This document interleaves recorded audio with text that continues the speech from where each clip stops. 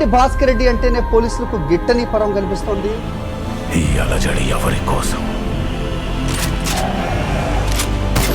ఇంత బీభత్సం ఎవరి కోసం? రణభూమిని చీల్చుకొని పుట్టే కొత్త రాజు కోసం.